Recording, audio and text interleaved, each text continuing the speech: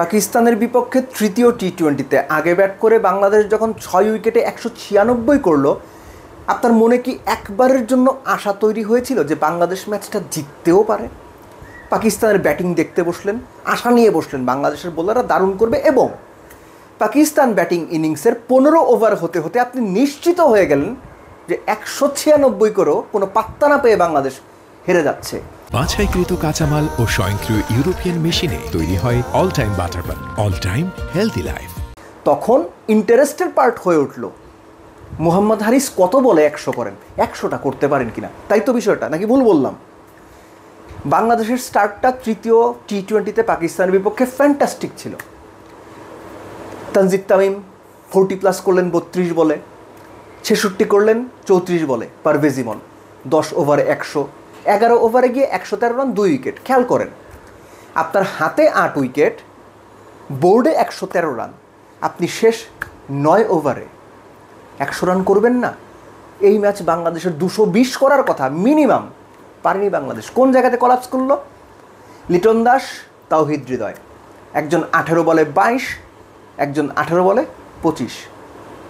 বাংলাদেশের ব্যাটিংটা ওখানে তারা খেয়ে দিয়েছেন, একদম জাস্ট শেষ করে দিয়েছেন সম্পূরকভাবে। একটু অ্যাড করি আমি, যে ম্যাচটা বাংলাদেশ সংযুক্ত আরব আমিরাতের সঙ্গে জিতেছিল ফার্স্ট টি-20 191 করে, ওই ম্যাচেও বাংলাদেশ প্রথম 10 ওভারে 103 রান করেছিল। মনে করে দেখেন, 8 উইকেট হাতে নিয়ে শেষ 10 ওভারে বাংলাদেশ মোটে 88 রান তুলেছিল। সেটার একটা রিফ্লেকশন এই ম্যাচে।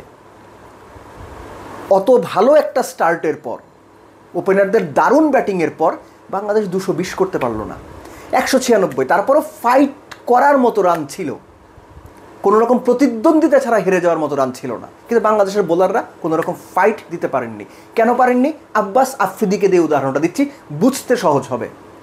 বোর্ডে 150 রান বাংলাদেশের, বোর্ডে 150 রান, হাতে 8 উইকেট। 16তম ওভার আব্বাস আফ্রিদি করলেন, 6টা সিঙ্গেল দিলেন। পরের ওভারে লিটন আউট হলেন হাসান আলীর বলে।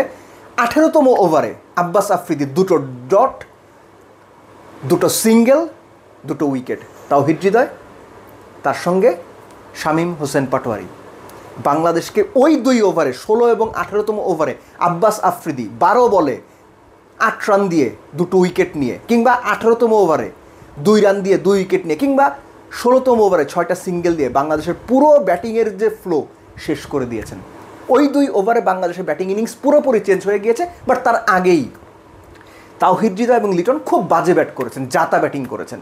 এই যে আব্বাস আফ্রিদি যে রোলটা প্লে করেছেন, বাংলাদেশের কোনো বোলার ওই রোল প্লে করতে পারেননি।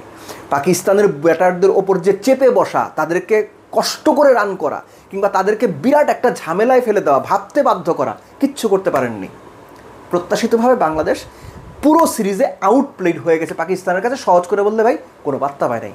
শেষ করছি রিশাদের কথা বলে। এই সিরিজে বাংলাদেশের সবচেয়ে বড় ডিসঅ্যাপয়েন্টমেন্টের নাম হচ্ছে রিশাদ হোসেন, যিনি পিএসএলে এত ভালো পারফর্ম করে এত ভালো রেপুটেশন নিয়ে আসলেন। প্রথম 2 ম্যাচে 50-50 দেওয়ার পরে শেষ ম্যাচে এসেও লং হফ, হাফ বলি, শর্ট বল দিচ্ছেন, সেটাও লেগ স্ট্যাম্পে যা বল করেছেন, যাচ্ছে তাই। এদের সমস্যাটা কি?